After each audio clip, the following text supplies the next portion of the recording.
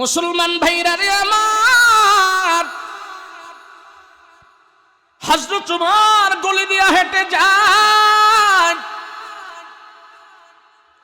আর মদিনার এক মদখুর নেশা করে মাতলামি করে করে মদিনার গলি দিয়া হাঁটতেছে। এক বোতল খাইছে, আর এক বোতল তার বগলের নিচে নিয়ে, চাদরের নিচে নিয়ে হাঁটতেছে। ওই নেশাখোর মাথা উত্তোলন করে তাকায়া দেখতেছে, সে যে রাস্তা দিয়া যাচ্ছে ওমরও সেই রাস্তা দিয়ে হাঁটতেছে। হযরত উমরের চেহারাটা তার চেহারার বরাবর হয়ে গেছে। যুবক এবার থরথর করে কাঁপাকাঁপি আরম্ভ করে দিয়েছে। হায় রে, আমি যদি এখন মদের বোতল নিয়ে ওমরের সাথে ধরা খাই, ওমর তো আমাকে জানে রাখবে না, আমাকে মেরে ফেলবে। কি করা যায়? যুবক মনে মনে ভাবে, আমি কি থাকবো না, ভাগবো না, দৌড় দেব না, আমি কি করব? ওমরের হাত থেকে তো বাঁচা সম্ভব না, কি করব আমি, কি করব?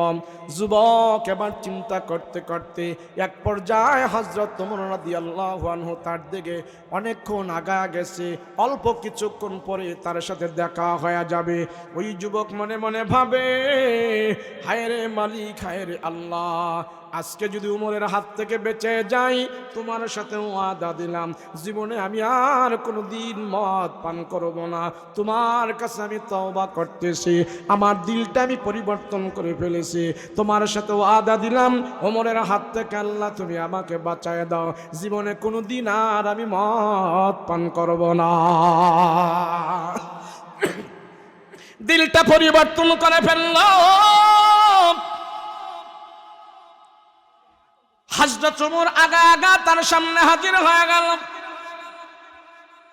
হযরত ওমর বলে, যুবক, তোমার চেহারা দেখে বুঝতেছি তুমি বেশি সুবিধার না।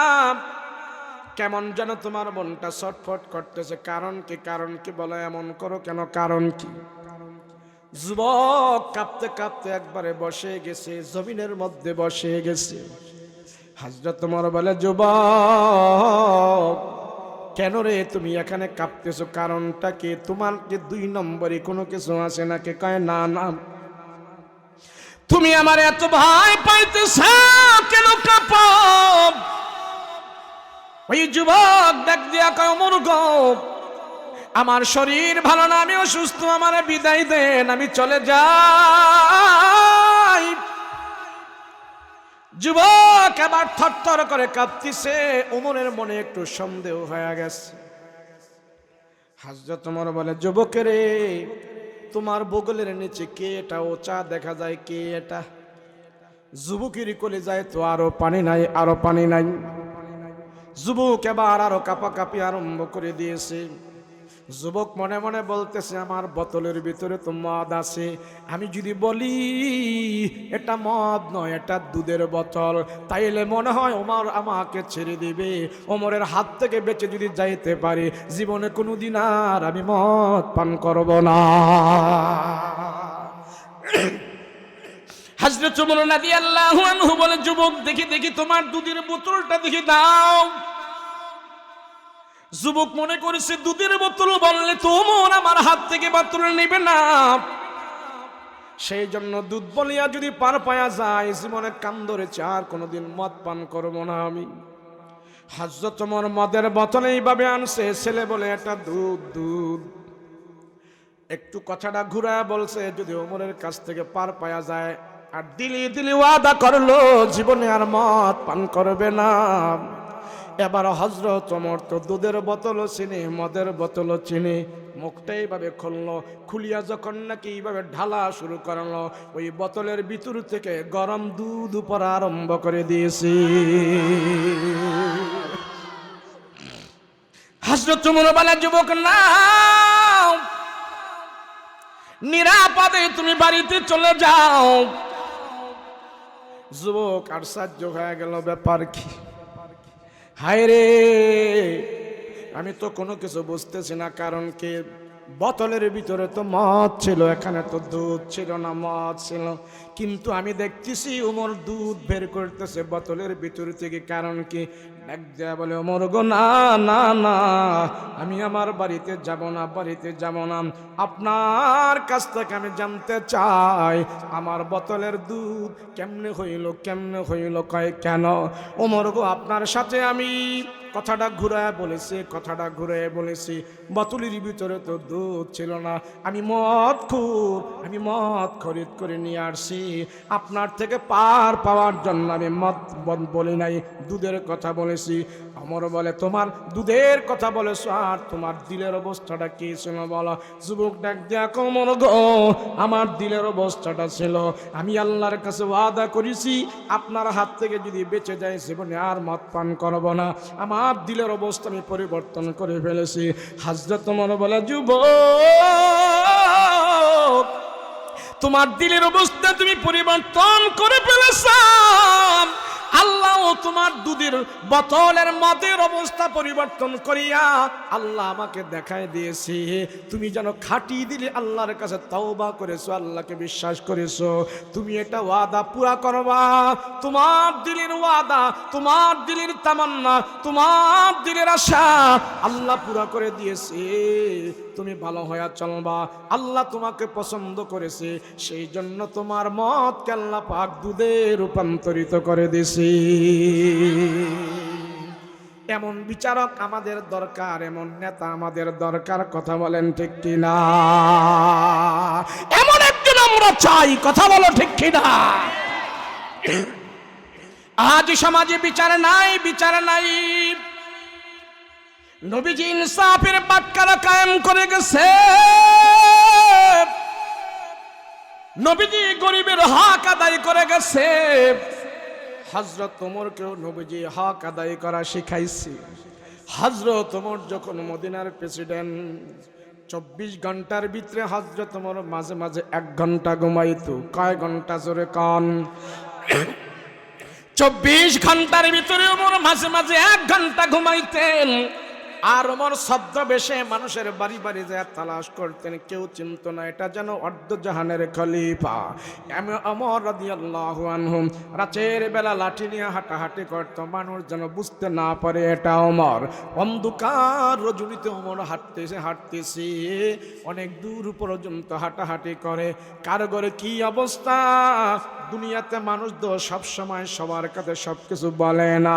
ওমর গলি দিয়া হাঁটে, মহল্লা দিয়া হাঁটে, আর চিন্তা ভাবনা করে আমার রাজ্যের কোনো একটা মানুষ যদি অসহায় হয়ে মারা যায়, আমি যদি না জানি, খাদ্যের অভাবে যদি মারা যায়, আমি ওমর আল্লাহর দরবারে কি জবাব দেব? সেই জন্য ওমর ঘুরে ঘুরে খুঁজতো কার কে প্রয়োজন, কার ঘরে খাদ্য নাই, কার বাসস্থান নাই, কার বস্ত্র নাই, কার চিকিৎসা লাগবে। হযরত ওমর এত বড় প্রেসিডেন্ট হওয়ার পর সবার বাড়ি বাড়ি যায় তিনি খোঁজ নিতেন। এর নাম হলো হযরত ওমর রাদিয়াল্লাহু আনহু একদিন রাতের বেলা হাঁটে, হাঁটতে হাঁটতে ওমর দূর এলাকায় চলে যায়। ওমর রাদিয়াল্লাহু আনহু দেখে একটা ঘরের ভেতরে একটু আলো জ্বালা আছে, আলো জ্বলতেছে। হযরত ওমর হাঁটে হাঁটে পা পা করে আলোটার দিকে গেছে। আলোর দিকে যায় হযরত ওমর বাহিরে দাঁড়ায় আছে, আর বাহির থেকে শুনতেছে ঘরের ভিতরে একটা মা তার বাচ্চাগুলোকে সেখানে ঘুম পাড়াইতেছে, আর বলতেছে, ও বাচ্চারা ঘুমাও, আজকে 3 দিন হয়ে গেল আমার ঘরের ভিতরে কোনো খাবার নাই। বাচ্চাদের কি এইভাবে তালিম দিতেছে, আর বলতেছে, এই দেখো চুলার মধ্যে হাঁড়ি পাতিল বসাইছি, পাক হইতেছে। এই চুলার পাক যখন হবে, হান্ডি পাতিল যখন গরম হবে, পাক শাক হইবে, তোমাদের জন্য খাবার দাবার ব্যবস্থা হইতেছে, ঘুমাও। ছোট্ট একটা বাচ্চাকে মা ঘুম পাড়াইতেছে, আর 2টা বাচ্চাকে ঘুমায় দিয়া রাখছি। মা এবার বাচ্চাদেরকে ঘুম পাড়াইতেছে, হযরত ওমর বাহিরে দাঁড়িয়ে দাঁড়িয়ে শুনতেছে। ওই মহিলা ডাক দেয়া কয়, মালিক ও আল্লাহ, এই সমাজের সবচেয়ে বড় রাজা হইলেন উমর, আমাদের খলিফা হইলেন উমর। আল্লাহ, আমার স্বামী জিহাদের ময়দানে যায় মারা গেল, শহীদ হয়েছে, আজকে কয়েকদিন হয়ে গেল। হযরত ওমর আমাদের কোনো খবর নেই না। আমার স্বামী না থাকার কারণে, আল্লাহর রাস্তায় শহীদ হওয়ার কারণে আমার ঘরে কোনো খাবার নাই, আমার বাচ্চাগুলো কোনো খাবার পায় না। আল্লাহ, আজকে 3 দিন হয়ে গেল আমার বাচ্চাদেরকে কোনো খাবার দিতে পারি না। মা ডেক্সির উপরে গরম, ডেক্সির ভিতরে গরম পানি দিয়া, হান্ডি পাতিলের ভিতরে গরম পানি বসায় শুধু গরম করতেছে, আর বাচ্চাদেরকে বুঝতেছে তোমাদের জন্য খাবার হচ্ছে, খাবার হচ্ছে। আসলে সেই পাতিলের মধ্যে কোনো খাবার নাই, খাবার নাই। সন্তানদেরকে 3 দিন পর্যন্ত বুঝ দিতেছে। আর আল্লাহর দরবারে হাত উঠে ডেকে বলে, আল্লাহ, সকালবেলা সন্তানগুলো উঠে যখন আমার কাছে খাবার চাইবে, আমি কোত্থেকে খাবার দিব? তোমার ওমরে তো আমার কোনো খবর নেয় না। আল্লাহ, হাসুরের ময়দানে ওমরকে যদি পায়, আমি তার রাষ্ট্রের নাগরিক, আমি না খায় যদি আমার একটা সন্তান মারা যায়, হাসরের ময়দানে ওমরের গলার মধ্যে গামছা লাগায় আমি টাইনা টাইনা জিজ্ঞেস করব, ওমর গো, আমার মতন নাগরিকের খবর তুমি কেন নেও নাই? আমার বাচ্চাগুলো তোমার রাষ্ট্রে খাদ্যের আনাহারে না খায়া মারা গেছি। ওমরকে আমি জিজ্ঞেস করব। হযরত ওমর মুসাফির হয়ে দরজার আড়ালে দাঁড়ায় দাঁড়ায় কথাগুলো শুনতেছে, আর চোখের পানি ছিঁড়ে ছিঁড়ে কান্না করে। ও মালিক, আল্লাহ, জাহান্নামী বানায় ফেলছো তুমি আমাকে। আল্লাহ, আমি মুসলমানদের দায়িত্ব যে পালন করতে পারি, আল্লাহ গো, সেই তৌফিক আমাকে দাও, সেই তৌফিক আমাদের দাও। এবার হযরত ওমর দরজায় টোকা দিয়া বলে, ও মা, তোমার কি সমস্যা বলো, কি সমস্যা? হযরত ওমরকে মহিলা ঘরের ভিতর থেকে বলতেছে, মুসাফির, আমার সমস্যার কথা আপনার কাছে বলে লাভ নাই। হযরত ওমরকে যদি পাই, তাইলে আমার কথা একদিন আমি বলবো, আর ওমরের কাছে আমার অবস্থাটা জানায়া আল্লাহর দরবারে আমি বিচার দিব। হযরত ওমর চোখের পানি ছেড়ে দিয়া কান্না করতে করতে মদিনার দিকে একটা দৌড় দিছে। দৌড়ায়া হযরত ওমর তার খাদ্য গুডাউনের কাছে চলে গেছে।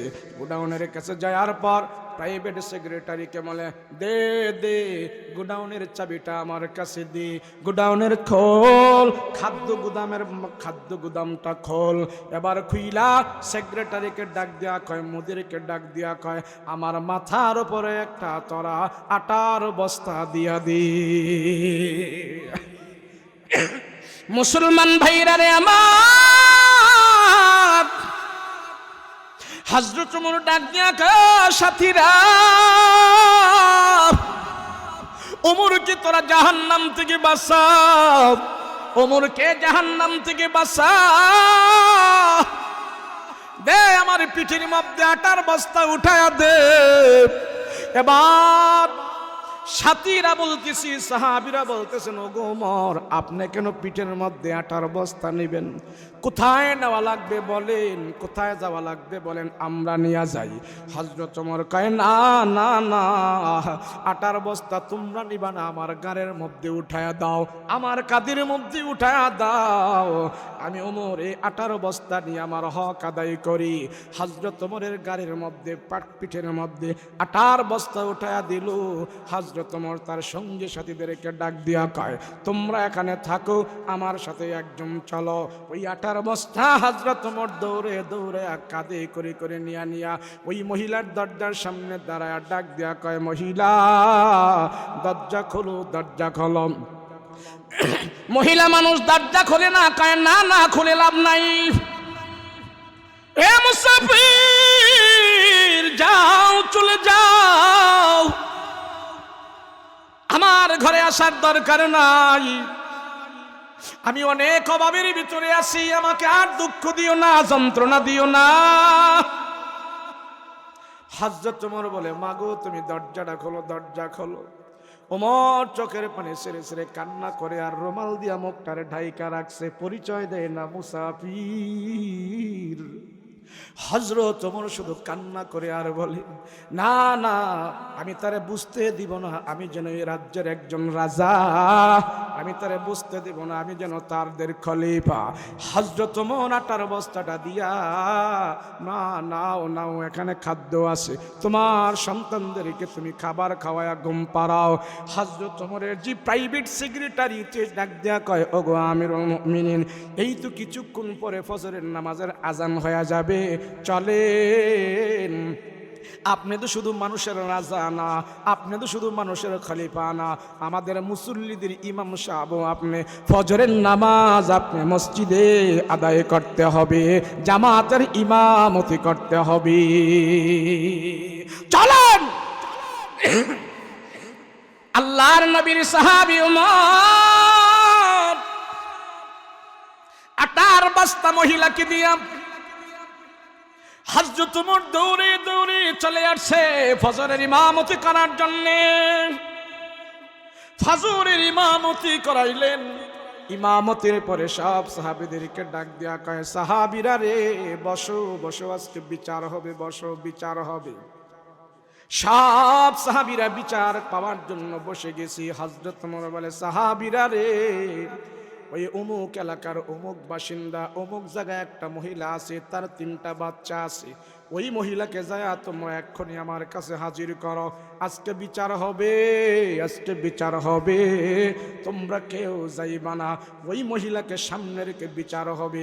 আমি ওমর তোমাদেরকে বিচার করা দেখাইতে চাই, যাও নিয়ে আসো। হযরত ওমরের কথা শুনে জল্লাদের মতন সাহাবীরা চলে গেল মহিলাকে ধরে আনার জন্য। ওমরের পক্ষ থেকে লোকেরা যায় বলে, মহিলা উঠো উঠো, আমাদের খলিফা তোমার তলব করছে, মদিনার মসজিদে আসো। বলে কেন? কয় জানি না, আসো আসো।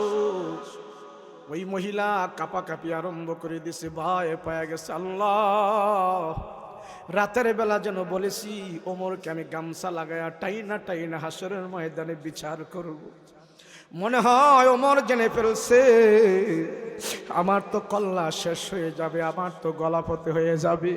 আল্লাহ, আমি কি করব? ওমর তো মনে হয় জেনে ফেলছে। একটা বাচ্চা ডাক দিয়া কয়, মাগো, রাতের বেলা যাই ছদ্মবেশে মুসাফির আসছিল, ওই মুসাফির মনে হয় যায়া ওমরের কাছে সব ঘটনা খুলে বলে দিয়েছি। মা বলে, ঠিক আছে আমি যাব, কি করার আছে আমি যাব, আমি যাব। হযরত ওমর রাদিয়াল্লাহু আনহুর লোকজন যে মহিলাকে বাচ্চা সহ ধরে হাজির করল। আর হযরত ওমর মদিনার মসজিদের মিম্বারে বসা। হযরত ওমর বলে, সাহাবীরা রে, তোরা জায়গা করে দে, রাস্তা করে দে, মহিলাটাকে একবারে কাছে নিয়ে আস। মহিলাটা পর্দা করে একবারে সামনের কাতারে চলে যায়। হযরত ওমর ডাক দিয়া কয়, মাগো, তুমি তো নাকি একটা কথা বলেছিলাম। বলে কি কথা? বলে ওমরকে নাকি তুমি গামছা লাগায়া হাসরের ময়দানে টাইনা টাইনা জিজ্ঞেস করবা তোমার হক সে আদায় করেছে কিনা। ও মা, তুমি এমন কথা বলেছো? বলে হ্যাঁ আমি বলেছি। ওই মা হযরত ওমরের চেহারার দিকে তাকায় তাকায় বলতেছে, হায় রে, এই লোকটাই তো মনে হয় রাতের বেলা, তার কণ্ঠটা বুঝে ফেলেছি, এই লোকটাই তো রাতের বেলা আমার ঘরের দরজায় হাজির হয়েছিল। হযরত ওমর বলে, মাগো, তোমার ওয়াদা তুমি পুরা করবা আজকে, সেই জন্য তোমাকে এখানে নিয়ে আসছি। তুমি এখন ওমরকে চিনো না। এ মা, তুমি ভালো করে আমার দিকে তাকায়া দেখো, তুমি যাকে গামছা লাগায়া টানার কথা বলেছো সে ব্যক্তি হইলাম আমি ওমর। আমি হাসরের ময়দানে তোমার কাছ থেকে গামছা লাগায়া টানাটানি করতে চাই না, জাহান্নামী হতে চাই না। এই নাও তোমার হাতে আমি গামছা উঠাইয়া দিলাম, এই গামছা দিয়া তুমি আমারে টাইনা টাইনা দুনিয়াতে তোমার ওয়াদা পুরা করে দাও। আমি আল্লাহর আদালতে, আমি আল্লাহর কাছে দোষী হতে চাই না।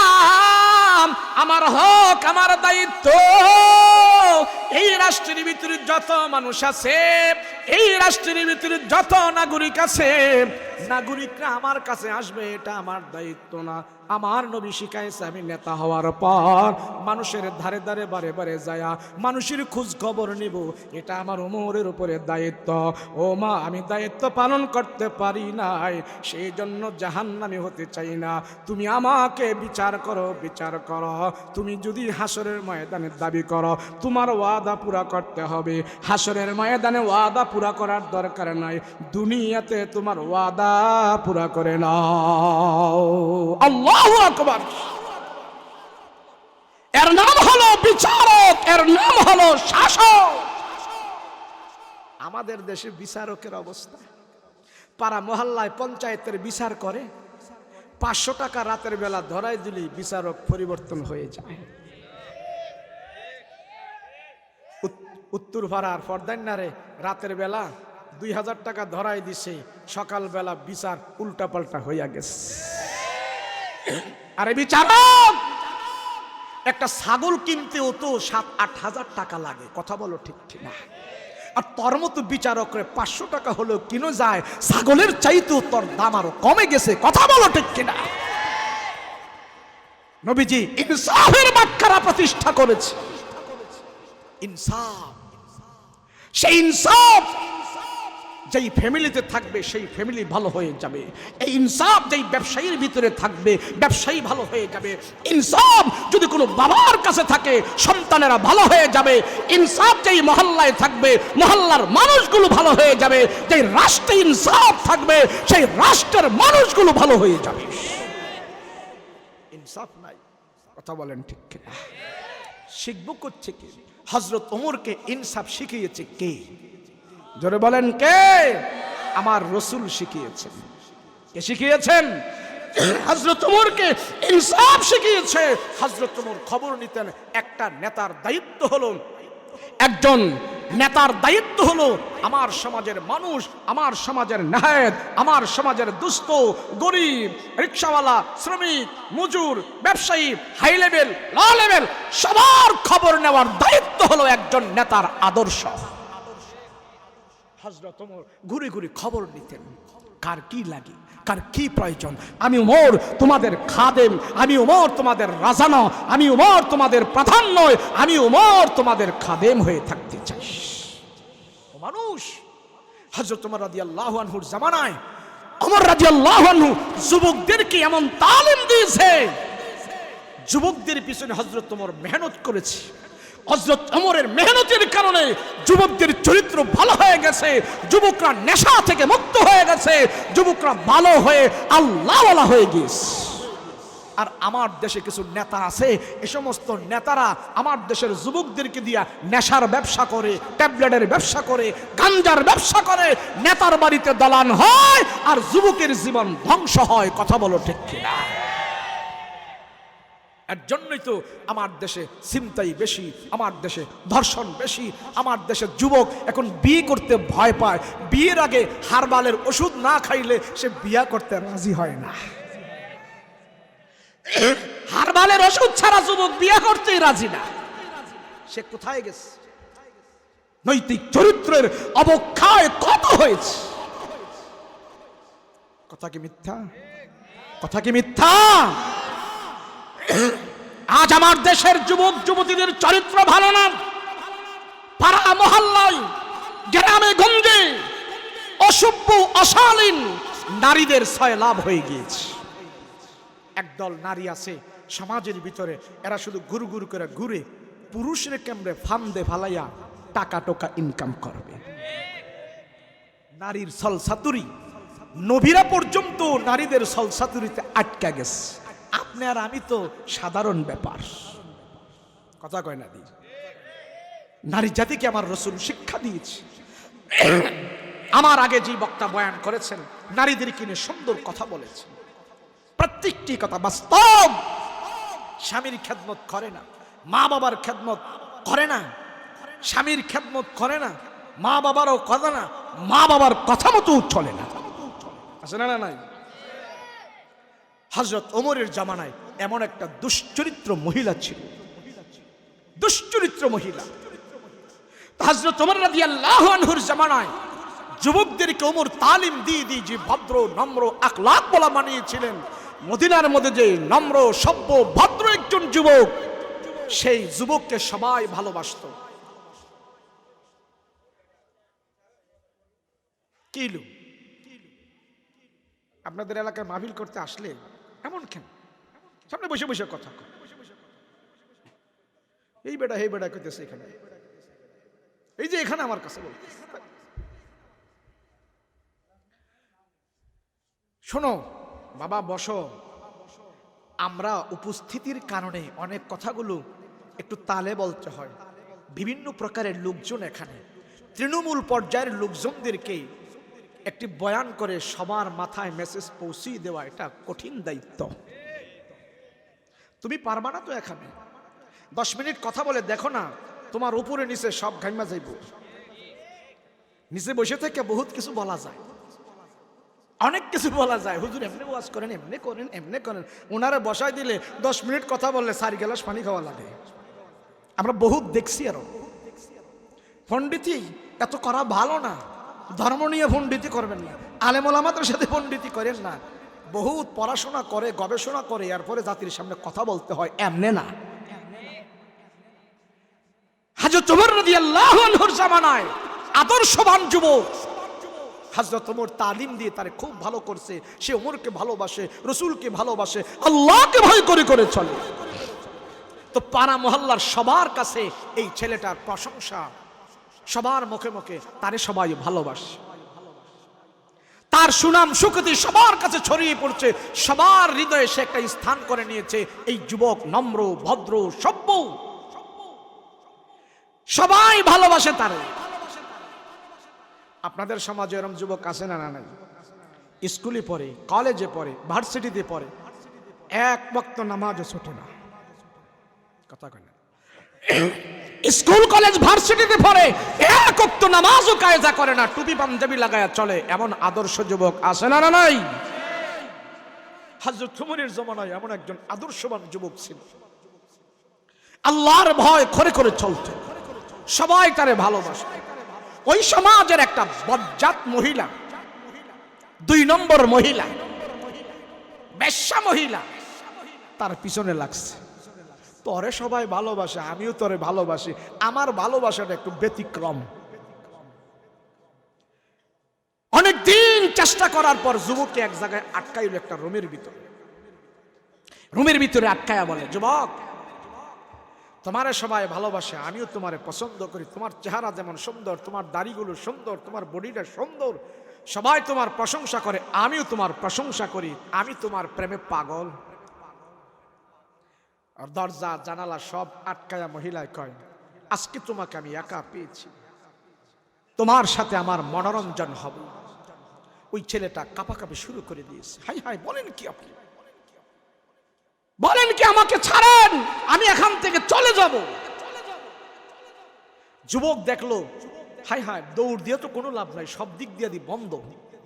তো মহিলায় হাসে, এখন যদি আমি দরজা খুলে মানুষ ডাকি, তোমার কথা বিশ্বাস করবে নাকি আমার কথা বিশ্বাস করবে? তো ওরা কোনো লাভ নাই, আমি যা বলি তা শোন, জনগণ আইসা যদি দেখে পিটানি কিন্তু আরো বেশি দিবে। মহিলায় বলছে, কোনো কথা তোমার চলবে না, আমার কথায় আজ সব হবে। নারী জাতি সে যদি পবিত্র হয়, সে যদি ইচ্ছা করে তার যৌবন জীবন সে হেফাজত করবে, একজন পুরুষও সেই নারীকে নষ্ট করার কোনো সুযোগ পাবে? পাবে? ওই যে এক ঘটনা শুনছিলাম, এক দুশ্চরিত্র মহিলা এক ভালো ছেলের নামে অপবাদ দিছে। বিচারকের কাছে যায়, বিচারককে যায় বলতেছে, বিচারক সাহেব, উত্তরপাড়ার আবুল মিয়ায় আমার সাথে এমন এমন করছে, আমি বিচার চাই। এখন বিচারক এখন বিচার করবে, বলে আমি বিচার চাই, সে আমার ইজ্জত নষ্ট করছে। আসলে এটা মিথ্যা তহমত। বিচারক আবুল্লাহরে ডাইকে আনছে, কিরে তরে আমরা জানি তুই সবাই ভালো, 5 ওয়াক্ত নামাজ পড়ত, দাঁড়িয়ে আছে, সব কিছু আছে, কিন্তু এই মহিলা তোর নামে যে বিচার দিল তার ইজ্জতের উপরে হামলা করছস। এখন ওই ছেলে কয়, ও বিচারক সব বলেন কি, আল্লাহর কসম করে বলি, কোরআন দইরা বলি, মসজিদে যায়া বলি, আল্লাহর কসম, আল্লাহর কসম, আল্লাহর কসম, আমি এমন কাজ করি নাই। তো ওই মহিলার জিগায়, কিরে রূপালী তুই যে হ্যার নামে কইছস, হ্যাদি অস্বীকার যায়, হ্যাদি কসম কেটটা কয়, কিরা কেটটা কয়, এই কাজ নাকি সে করে নাই। এই বজ্জাত মহিলা কয়, আমিও কসম কেটে কই, কোরআন শরীফ দৌড়ে কই, মসজিদে দৌড়ে কই, সে আমার সাথে এমন করছে, সে আমার ইজ্জত নষ্ট করছে, আমি কিচ্ছু বুঝি না, আপনার থেকে আমি বিচার চাই। এখন বিচারক পড়ছে বিপদে, হ্যাঁ কসম কাটে, হ্যাঁ কসম কাটে, বিচার কার বিচার করবে? বিচারক এবার আল্লাহওয়ালা বিচারক ছিল, আমাদের সমাজের বিচারকের মতো না। 500 টাকা খাইলে ঘুরা যায় ওইরকম বিচারক না, আল্লাহরে ভয় করতো সেই বিচারক। সেই বিচারক একটু খেয়াল করে দেখলো যে না, এই ছেলের এমন কোনো রেকর্ড নাই, এই মহিলাটা হয়তো তার বিরুদ্ধে ষড়যন্ত্র করছে। তো বিচারক একটা বুদ্ধি বার করছে, কাই তুই বিচার পাবি ঠিক, তবে একটা পদ্ধতি আছে, একটা শর্ত আছে। কয় কি শর্ত? তো বিচারক পকেট থেকে 10 টাকা একটা লাল নোট বের করছে, বের করে বলে, নাও এই 10টি টাকা নাও, তোমাকে দিলাম, আগামী সোমবারে তুমি এই 10টি টাকা আমি তোমাকে যেমন দিয়েছি এমন অক্ষত অবস্থায় এনে তুমি আমার কাছে জমা দিবে। যদি তুমি জমা দিতে পারো, এরপরে আবুল্লাহরে সাইজ করা হবে, সে দোষী। আর যদি তোমার থেকে কেউ টাকা নিয়ে যায় তাইলে কিন্তু তুমি দোষী। কেউ যেন না নিতে পারে, এটা হেফাজত করে আমার কাছে আবার তুমি জমা দিবে, পারবে? ওই মহিলা কয়, সর্দার সাহেব এটা কোনো কথা হইল? কেউ আমার থেকে টাকা নিতে পারবে না, আমি এই টাকা হেফাজত করে রাখবো, কাউকে দিব না। যা, বাড়িতে পাঠাই দিস। পোলাডারে ডাইকা কয়, শোন, ওই যে রূপালী তোর নামে অপবাদ দিছে জানোস তো? কাহা একটা মিথ্যা তহমত। কাচ্চা মিথ্যা সত্য ফরে, আগামী সোমবারের আগে তার হাতে যে 10 টাকা নোট দিছি দেখছস? কাহা আগামী সোমবারের আগে তুই এই 10 টাকা আমার কাছে আইনা জমা দিবি। যদি তার কাছ থেকে টাকা আইনা আমারে জমা দিতে পারস তাইলে মনে করবো তুই নির্দোষ, আর যদি না আনতে পারস তাইলে কিন্তু তোমার খবর আছে। যুবক তো চিন্তা করতেছে, আমার টাকা আছে, পয়সা আছে, অনেক ফুসলায়া ফাসলায়া, আরে অনেক লোভ দেখায়া টাকায়া, এর থেকে টাকা আমি নিয়ে আসবো। যুবক এবার বাড়িতে যায় নাই, এই মহিলার বাড়ির আশেপাশে যায় ঘুরঘুর করতেছে, হ্যাঁ কেমনে তার থেকে টাকা আনবে, কোনো ফন্দি পাইতেছে না, বুদ্ধি পাইতেছে না, কিভাবে আনবে। এবার ছেলেটা 2 দিন 3 দিন 4 দিন চলে যাচ্ছে, হ্যাঁ তারে বলে, তুই আমার টাকাটা দে, তোরে আমি বহুত কিছু দিব, তুই যা চাস তা দিব। আর মহিলা কয়, শয়তান সাবধান, যদি বিচারকে জানে তুই আমার টাকা নিছস গা, আমারে সাইজ করে ফেলবো, আমারে কল্লা কেটে লাইবো, আমি দিতাম না তোরে টাকা, সাবধান, আমার বাড়ি থেকে দূর হও। এখন ছেলে তো 6 দিন চলে গেছে, পরের দিন মাত্র বাকি আছে 1 দিন, বিচারকের কাছে তো টাকা জমা দিতে হবে। এখন সেই যুবক ওই মহিলার কাছে জোরাজুরি শুরু করছে, ডেমন হোক টাকা নিতে হবে, টাকা দে, টাকা দে, ও না শয়তান জাম যাবে, তোরে টাকা দিব না। এখন যেই জোরাজুরি শুরু করছে, ফারসাফারসি শুরু করছে, মহিলাই তো টাকা এইভাবে ধরে রাখছে, আর ছেলে যেন জোরাজুরি করছে, একবারে টাকা কুচমুচ খায় ভাঙ্গে গেছে গা, আর অক্ষত অবস্থায় নাই। এখন পরের দিন সকালে সোমবার যখন হইল, মহিলাটা সবার আগে দৌড়াইয়া 10টা বাজে বিচারকের কাছে যাইয়া টাকাটা দিছে। বিচারক, এই নেন, আপনি যেভাবে বলছেন আমি এই টাকা হেফাজত করে রাখছি, কেউ আমার থেকে টাকা নিতে পারে নাই, এই নেন আপনার টাকা, আমি বিচার চাই, সে যে আমার এমন করছে বিচার করেন। বিচারক কয়, রূপালী তোরে তো টাকা দিছিলাম, খুব সুন্দর টাকা, কোনো ভাঙ্গা ভঙ্গা ছিল না, এই টাকাটা কুচমুচ খাইয়া রইছে কে? কই যে শয়তান আবুল্লাহ, ওই দিন থেকেই সে আমার সাথে পারাপারি জোরাজুরি শুরু করছে এই টাকাটা নেওয়ার জন্য, আমি দেই নাই, ধরে রাখছি, দেই নাই, আমার থেকে নিতে পারে নাই। বিচারক কয়, বান এডারে, মহিলাটারে বান, দুইজনে বাইন্দা কয় ফিডা লাগা লাগা ফিডা। এখন মহিলা কয় আমারে মারতেছেন খেরে, আমি তো আপনার কথা মানছি। বিচারক কয় আমার কথা মানছো না? যেই যুবক 7 দিন জোরাজুরি কইরা তোর হাত থেকে 10টা টাকা নিতে পারে না, ওই যুবক তোর অদ্দুর নিচে যায় কেমনে ধর্ষণ করে আমার তো বুঝে আসে না। তোর অপরাধী। বিচার ঠিক আছে নি? কথা কয় না, বিচার ঠিক আছে নি? 500 টাকা খায় যদি ঘুরে যাইতো, নির্দোষের দোষী বানাইতো। কথা বলেন ঠিক কিনা? হযরত ওমর রাদিয়াল্লাহু আনহুর জামানায় যুবক, একবারে আল্লাহওয়ালা যুবক, নামাজ পড়ে, তাসবিহ তাহলিল আদায় করে, সুন্নতের উপরে চলে। বজ্জাত মহিলা তার পিছনে লাগছে, ঘরের ভিতরে রুমের ভিতরে আটকা, বলতেছে আজকে মনোরঞ্জন হবে, তোমার সাথে আমার চাহিদা মেটানো হবে, তোমার সাথে তোমার আমি ভালোবাসি। ওই যুবক ডাক দিয়া কয় মা আমাকে নষ্ট করেন না, ছেড়ে দেন, আমি জওয়ান মানুষ, আমি যুবক মানুষ, আমার জীবন পবিত্র। রাসূল বলেছেন যৌবন অবস্থায় তার জীবন যদি পবিত্র রাখে, তার জুয়ানি যদি পবিত্র রাখে, মধ্যমী শক্তি যদি পবিত্র থাকে, যেই যুবক জুয়ান অবস্থায় চরিত্র নষ্ট করে না, হে মহিলা, আমার রাসূল বলেছে হাসরের ময়দানে আল্লাহর আদালতে আল্লাহর ছায়া ছাড়া কোনো আর ছায়া থাকবে না। আরো সে আজিমের ছায়ার মধ্যে নবীরা সেখানে বসবাস করবে, নবীরা সেখানে থাকবে।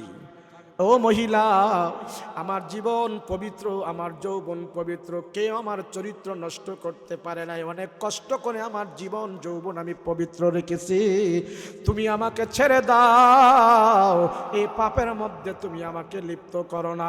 আমি আল্লাহর আদালতে আমি পবিত্র হইয়া হাজির হতে চাই। মহিলা কয় না না না, কোনো কথা চলবে না, কোনো কথা শুনবো না, আজ তোমার যৌবন জীবন সব আমি ভোগ করব। এবার মহিলা যখন নাকি তার সামনে আসে, ওই যুবক একটা চিৎকার মেরে মেরে আল্লাহর দরবারে বলে মালিক, এমন বিপদে তুমি আমারে ফালাইলা গো আল্লাহ, কঠিন পরীক্ষা রে আল্লাহ, আয় আল্লাহ তুমি আমারে হেফাজত করো। মহিলা যখন তার কাছে আসতেছে, ওই নওজোয়ান যুবক আল্লাহর ভয় করে করে বলে মালিক, তুমি জানো আমার কেমন পরীক্ষায় পালাইলা, আমার যৌবন জীবন আমি ঠিক রাখতে চাই, আমার যৌবনকে আমি হেফাজত রাখতে চাই, নষ্ট করব না রে আল্লাহ, তুমি আমার হেফাজত করো। এই কথা বলতে বলতে যুবক একবারে কাঁপতে কাঁপতে, থরথর করে কাঁপতে কাঁপতে যুবকটা মাটির মধ্যে পড়ে গেছে। পড়ে যাওয়ার পর মহিলাটা দেখতেছে ওই যুবক মুহূর্তের ভিতরে তার রূহ হারায়া ফেলছে, এটা আর জীবিত নাই, দুনিয়ার জমিন থেকে সে বিদায় হয়ে গেছে। মহিলা আবার ভয় পা গেছে। মহিলা এখন থরথর করে কাঁপা শুরু করেছে, হায় রে হলো কি। এখন যদি জনগণ এসে দেখে ভিতরে, সবাই তো আমাকে মামলা দিবে, সবাই তো আমাকে ফাঁসাইয়া দিবে। ওই দুশ্চরিত্র মহিলা ভয় পায়া গেছে। এলাকার লোকজন সবাইকে ডাইকা বলতেছে এমন এমন অবস্থা, তার সাথে আমি খারাপ করি নাই, তার সাথে আমার কোনো খারাপ হয় নাই, এমন অবস্থা ঘটনা খুলে বলছি, তোমাদের কাছে আমি আমানতদারি চাই, তোমাদের কাছে আমি হেফাজত চাই, আমি জীবনে কোনো দিন আর খারাপ করব না, তোমরা দেখো তার সাথেও আমি খারাপ করি নাই, এমন এমন অবস্থা সে আল্লাহর কাছে পানা চাইয়া মৃত্যুবরণ করে ফেলেছে, তোমরা তারে দাফন কাফন করে রাখে আসো। এলাকার সবাই মিলে যুবককে দাফন কাফন করে কবরের ভিতরে রেখে দিয়েছি। হযরত ওমর রাদিয়াল্লাহু আনহুর কানের মধ্যে খবরে গেছে, ওমর গো আপনার তার রাজ্যে যে নম্র ভদ্র একটা ছেলে ছিল, পবিত্র ছেলে একটা ছিল, ওই ছেলেটা কিছুদিন আগে এইভাবে মারা গেছে। হযরত ওমর রাদিয়াল্লাহু আনহু সাথে সঙ্গীদেরকে ডেকে বলে, আয় আয়, আমার রাজ্যে পবিত্র যুবক মারা গেছে, আমি ওমর তার জানাজার মধ্যে শরীক হতে চাই। হযরত ওমর রাদিয়াল্লাহু আনহু সাথীদেরকে ডেকে বলে, আয় আয়, এই যুবক পবিত্র যুবক, আমি তার জানাজায় হাজির হতে চাই, আয় আয়। ওমর দল বল নিয়ে যুবকের বাড়িতে রওনা। ও একটু দূরে যায় জিজ্ঞেস করে, যুবকের গ্রাম কোথায়? কয় অমুক গ্রাম। ওখানে গেল, সেখানে যায় বলে, যুবকের বাড়ি কোথায়? কয় অমুক বাড়ি। যায়া ওমর জিজ্ঞেস করে, তোমাদের ছেলেটা নাকি মারা গেছে, নম্র ভদ্র আখলাকওয়ালা ছেলেটা নাকি মারা গেছে? বলে, হ্যাঁ, দাও দাও, তার লাশটা আমাদেরকে দেখায়া দাও, আমি ওমর তার জানাজার মধ্যে শরীক হতে চাই, তোমরা দেখায়া দাও। হযরত ওমর বিনয় করে বলতেছে, তার জানাজা আমরা শরীক হব। ওই লোকেরা ডাক দেয়া বলতেছে, ওমর গো, আমরা তো সে মারা যাওয়ার সাথে সাথে তারে দাফন কাফন করে কবরের ভিতরে আমরা রেখে দিয়ে আসছি, তার লাশ আর এখন মাটির উপরে নাই। হযরত ওমর চোখের পানি ছেড়ে দিয়ে বলে, ও এলাকার জনগণ, এই পবিত্র যুবকের কবরটা দেখায়া দাও, আমি ওমর জানাজা পাই নাই, আমি তার কবরের পাশে দাঁড়ায় দাঁড়ায় তার জন্য আমি দোয়া করতে চাই, আমি ওমর তার কবরটা জিয়ারত করে যাব, তোমরা আমাকে কবরের কাছে নিয়ে যাও। হযরত ওমর রাদিয়াল্লাহু আনহুকে মানুষ কবরের কাছে নিয়ে গেছি। হযরত ওমর সঙ্গী সাথীদেরকে লইয়া ওই যুবকের কবরের পাশে দাঁড় করায়া কোরআনের একটা আয়াত পড়তেছেন আর আল্লাহকে বলতেছেন, আল্লাহ, তোমার কোরআনের মধ্যে তুমি নিজের মুখ দিয়া বলেছো, তোমার কুদরতি জবান দিয়া তুমি আয়াত নাজিল করে তুমি বলেছো, যে মানুষেরা তোমার ভয় নিয়ে গুনাহ করে না, তোমার ভয়ে নাফরমানি করে না, তোমার ভয়ে জিনা করে না, তোমার ভয় নিয়ে যারা মৃত্যুবরণ করে, আল্লাহ তুমি তাদের জন্য ওয়াদা দিয়েছো, এমন মানুষদেরকে আল্লাহ তুমি একটা জান্নাত দাও না, এমন যুবকদেরকে, এমন মানুষদেরকে আল্লাহ মৃত্যুর সাথে সাথে তুমি দুইটা জান্নাত দিয়া পুরস্কৃত করো।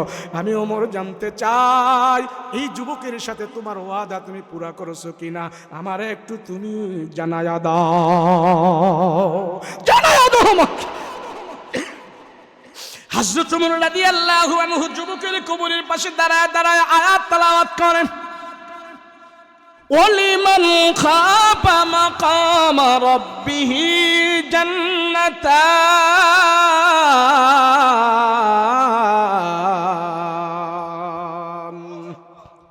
এই আয়াত বারবার তেলাওয়াত করতেছি, ওয়ালিমান খাফা মাকাম রাব্বিহি জান্নাতান। আল্লাহ, তুমি বলেছো যে অন্তরে তোমার ভয় থাকে, তোমার ভয়ে যারা গুনাহ করে না, জিনা করে না, চুরি করে না, ডাকাতি করে না, তোমার ভয়ে যারা বাপ মার সাথে খারাপ আচরণ করে না, নিজের সুন্দরী বউ পায়া মাকে বাদ দিয়া রাখছে, মাকে খবর নেয় না, তোমার ভয় করে তোমাকে ভালোবেসে যে সমস্ত যুবকেরা গুনাহ করে না, ওই সমস্ত যুবকদের ভিতর থেকে সেও তো একজন যুবক, তোমার কোরআনের আয়াতের সাথে আর যুবকের মরণের সাথে মিলে গেছে।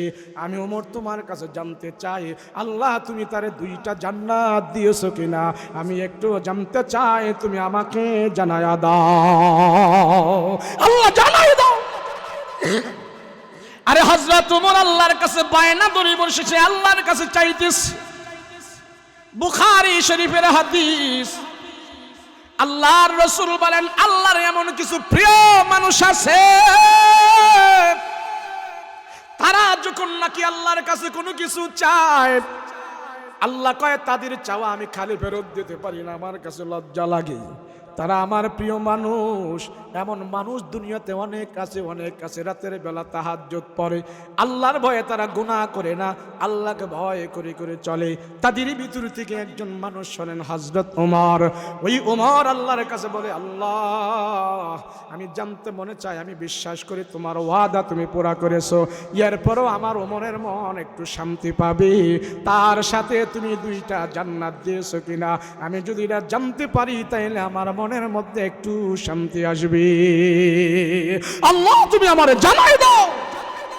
আর হযরত ওমর তো সাধারণ মানুষ না, হযরত ওমর তো আমার আপনার মতো না।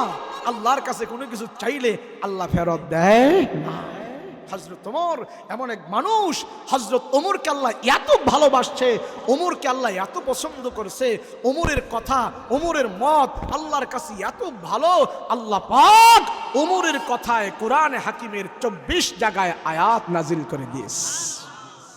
সেই ওমর আল্লাহকে বলতেছে, আল্লাহ আমার একটু দেখাই দেন, আমার একটু জানাই দেন, আপনার ওয়াদাটা কেমন পুরো করছেন আমি জানতে চাই।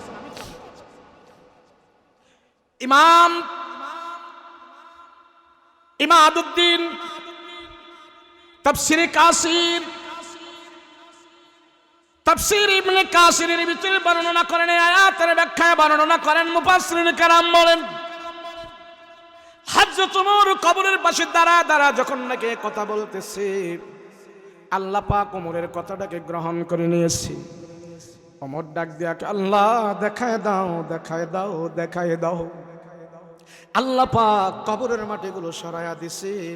ওই কবরের ভিতর থেকে পবিত্র যুবকের জবান থেকে আওয়াজ বের হয়ে গেছে, ওমর গো, আল্লাহর ভয় নিয়ে কবরে আসছি। আল্লাহ তাআলা আমাকে একটা জান্নাত নয়, আল্লাহর ওয়াদা পুরা করে আল্লাহ তাআলা আমারে 2টা জান্নাতের মালিক বানায়া দিছি। अल्लाह दिल दे जू तेरे इश्क के गर हो, दाई मेरा रहमत की तेरे उस पे नजर हो। अल्लाह दिल दे जू तेरे इश्क के गर हो, दाई मेरा रहमत के तेरे उस पे नजर हो। दिल दे के तेरे इश्क में ए हाल हो उसका, महशर का अगर शुरू हो तू भी ना खबर हो, महशर का अगर शुरू हो तू भी ना खबर हो। मादर तू जहाँ गैर खुदा यार नदारे, मादर तू जहाँ गैर खुदा यार नदारे, जुजियाद खुदा ही चदे गुरकार नदारे, जुजियाद खुदा ही चदे गुरकार नदारे। मायूस नहीं अहले ज़मी अपने खता से, तकदीर बदल जाती ही मुझ तरक दुआसी, तकदीर बदल जाती ही मुझ तरक दुआसी। नारे तकबीर। যতদিন আমরা বেঁচে থাকবো গুনাহ বর্জন করব, রাজি আছি। আল্লাহর নাফরমান থেকে মুক্ত থাকবো, দুনিয়াতেও শান্তি, আল্লাহ আখিরাতেও শান্তি দেবে। কথা বলেন ঠিক না? 5 ওয়াক্ত নামাজ পড়বো আমরা, রাজি আছি ইনশাআল্লাহ। আল্লাহকে সাজদা দিব, রাজি আছি ইনশাআল্লাহ। আল্লাহ তোমার বান্দাদেরকে কবুল করো, বলেন আমিন। সবাই বসুন, দোয়া হবে। আমি মুসাফির মানুষ, আপনাদেরকে নিয়ে দোয়া করলে আল্লাহ দোয়া কবুল করবে। আমি আপনাদেরকে নিয়ে দোয়া করতে চাই। দোয়ার আগে এমন কোনো ভাই, কথা কয় না, এমন কোনো ভাই যদি থাকেন এই মসজিদের জন্য নগদ কিছু আল্লাহকে খুশি করার জন্যে, আপনারা যার মনে যা চায় নগদ, হাতে হাতে নগদ যদি থাকেন দিতে পারেন আল্লাহর ঘরের জন্য। আমি আপনাদের জন্য দোয়া করব, আমরা সবাই দোয়া করব, আমাদের আব্বা আম্মার জন্য দোয়া করব, দেশের জন্য দোয়া করব, দেশের জন্য দোয়া করব, সবাই আমরা দোয়া করে যাব। মাশাআল্লাহ। মসজিদ এটা নাকি একটা ডোবা এলাকা ছিল, ডোবা ছিল, ওখানে মসজিদ হয়ে গেছে আলহামদুলিল্লাহ। আল্লাহর কিছু বান্দারা আল্লাহর ঘরের মেহনত করছে, তা আল্লাহ পাক মসজিদ করে দিছে। আমার চেষ্টা মেহনত যদি আল্লাহর জন্য হয়ে থাকে, এক মসজিদ নির্মাণেই আল্লাহ আমাদেরকে জান্নাতের মালিক বানিয়ে দিবে। আমি আল্লাহর ঘর করেছি, এর চেয়ে সৌভাগ্য আমার আর কি আছে? আমি আল্লাহর ঘরে শরীক আছি, এর চাইতে আমার সৌভাগ্য আর কি আছে? বলেন, খুশি খুশি বলেন। সামনে বারান্দা হবে, বলুন কে আছেন যে হুজুর আমি 5,000, 2,000, 3,000, 1,000 টাকা দিব, এমন কে আছেন? সর্বোচ্চ 5 মিনিট, বেশি নয়, বলুন। যে যাইব গা হেতে 500 করে রাখেন, সব ঠান্ডা হয়ে রয়েছে। মাশাআল্লাহ, আলহামদুলিল্লাহ। কি সব দিব? উনি 500 টাকা দিবেন, কি নাম ওনার? আলহামদুলিল্লাহ। এই ওনার 500 টাকা কি মসজিদ হয়ে যাবে? কথা কয় না দি হয়ে যাবে। কিন্তু উনি যে আগে বলল এবং মসজিদের জন্য দিলটা তৈয়ার হইল, আল্লাহ পাক খাসিরিন রব্বির হামহুমা কামা রব্বায়ানি সগীরা, রব্বির হামহুমা কামা রব্বায়ানি সগীরা। রব্বুল আলামিন পরওয়ারদিগার আলম, আয় আল্লাহ তাকায়া দেখো তোমার বান্দারা বাড়িতে যায় নাই, দুইটা হাত তোমার আদালতে উঠায়া রাখছে রে মালিক। দুনিয়ার কারো কাছে আমরা হাত বাড়াই নাই, তোমার আদালতে আমরা হাত উঠাইছি রে আল্লাহ। আল্লাহ আমরা তোমার দরবারের কাঙ্গাল, তোমার দরবারের ভিখারি। তুমি যদি আমাদেরকে তাড়ায় দাও আমরা কোথায় যাব? আমাদের তো যাবার কোনো জায়গা নাই।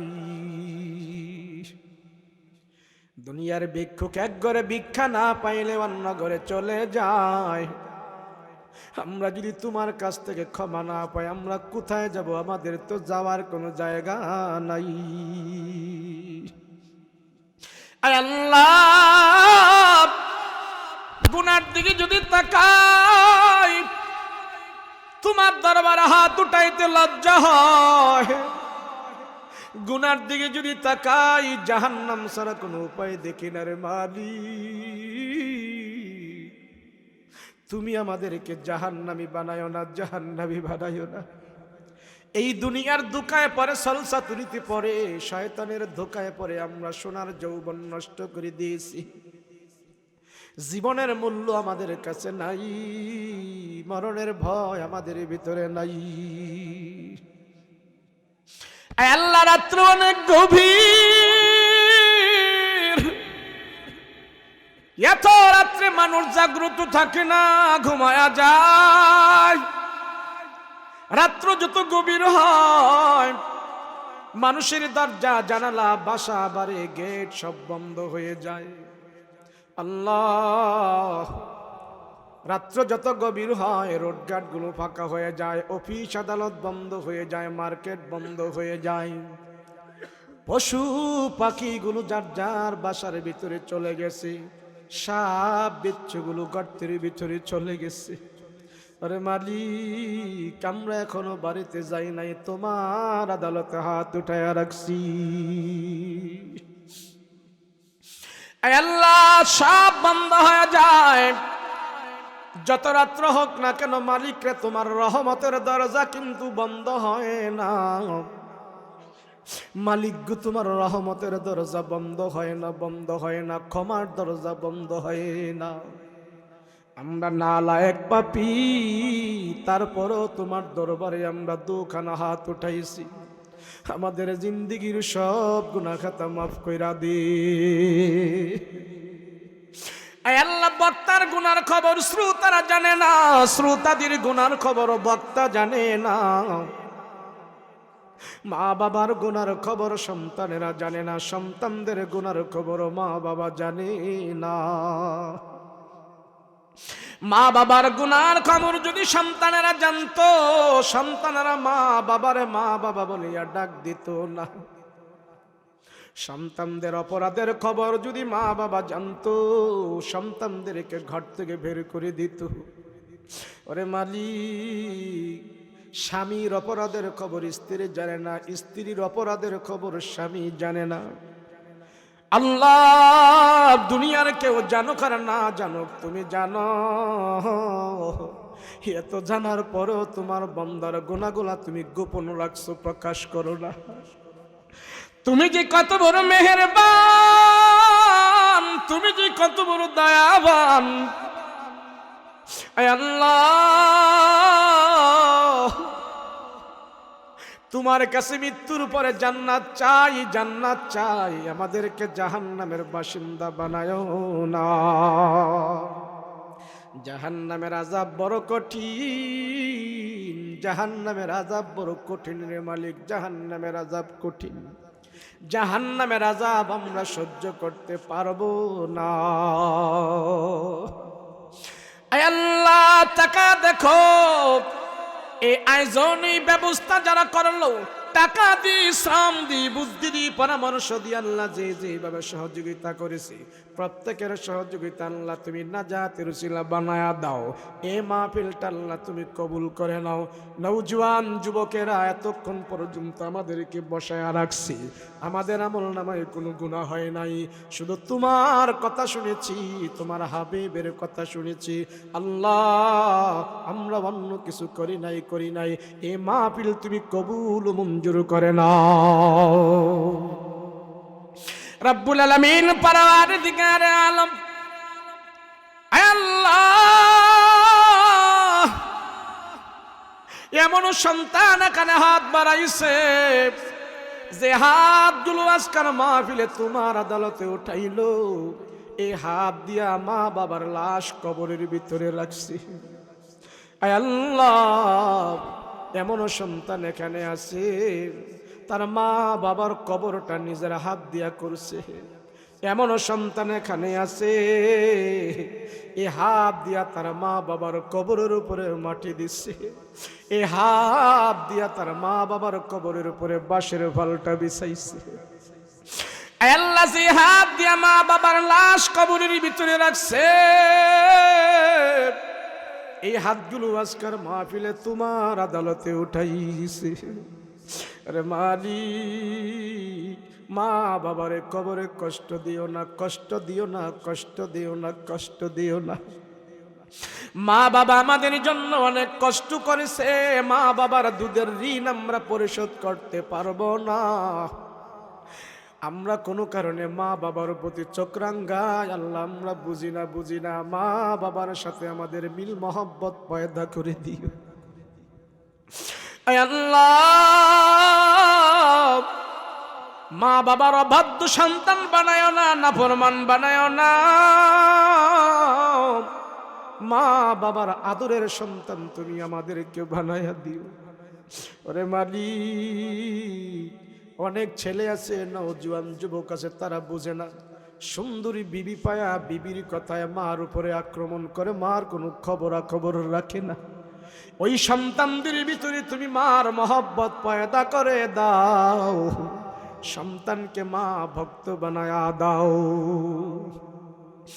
আল্লাহ মা বাবা ছোটকালে আমাদের জন্য অনেক কষ্ট করেছে, অনেক দুঃখ করেছে, আমাদেরকে নিয়ে অনেক কষ্ট করেছে। আল্লাহ মা বাবা আমাদেরকে ছোটকালে ঈদের দিন আসলে নতুন জামা নতুন জুতা পরায়া আনন্দ করাইতো, আর মা বাবার গায়ে মাঝে মাঝে আমরা পুরান জামা দেখতাম। এরে মালিক ওই মা বাবারে আমরা নতুন জামা পরাইতে পারি নাই, মৃত্যুর পরে মা বাবারে আমরা কাফনের জামা পরায়া বিদায় করে দিছি। আল্লাহ মা বাবা ছোটকালে আমাদেরকে কাঁধে করে নিয়ে কত আনন্দ করছে, ওই মা বাবারে আমরা আনন্দ দিতে পারি নাই। মৃত্যুর পরে ওই মা বাবারে আমরা কাঁধে করে নিয়ে কবরের ভিতরে রাখছি। আরে মালিক মা বাবার কবরে তুমি আযাব দিও না, আযাব দিও না। মা বাবার কবরে তুমি জান্নাতের বাতি জ্বালায়া দাও, মা বাবার কবরে তুমি জান্নাতের বিছানা বিছায়া দাও। আল্লাহ মা বাবার কবরটা তুমি জান্নাতের সাথে যোগাযোগ করে দাও। আল্লাহ মা বাবার সাথে তুমি আমাদেরকে জান্নাতের মেহমান বানায়া দিও। আল্লাহ দুনিয়ার জমিন ছেড়ে আমরাও তো একদিন মরব, মৃত্যুবরণ করব, কেউ আমরা বেঁচে থাকবো না। আল্লাহ আমাদেরকে শহীদি মরণ দিও, ইমানি মরণ দিও, নামাজরত অবস্থায় মরণ দিও, রুকু অবস্থায় মরণ দিও, সাজদা অবস্থায় মরণ দিও। আল্লাহ কোরআন তেলাওয়াত অবস্থায় মরণ দিও, বেঈমানি মরণ দিও না, নাপাকি মরণ দিও না, মুনাফিকি মরণ দিও না, জাহান্নামী মরণ দিও না, গাড়ির চাক্কার নিচে ফেলায়া মরণ দিও না। আল্লাহ তুমি শুক্রবারে মরণ দিও, রোজা অবস্থায় মরণ দিও আল্লাহ। এমন মরণ চাই মৃত্যুর সাথে সাথে যেন আমরা হাসতে হাসতে জান্নাতে যেতে পারি। আল্লাহ তুমি মক্কা মদিনা আমাদেরকে দেখায়া দাও, নবীর রওজা না দেখায়া মরণ দিও না।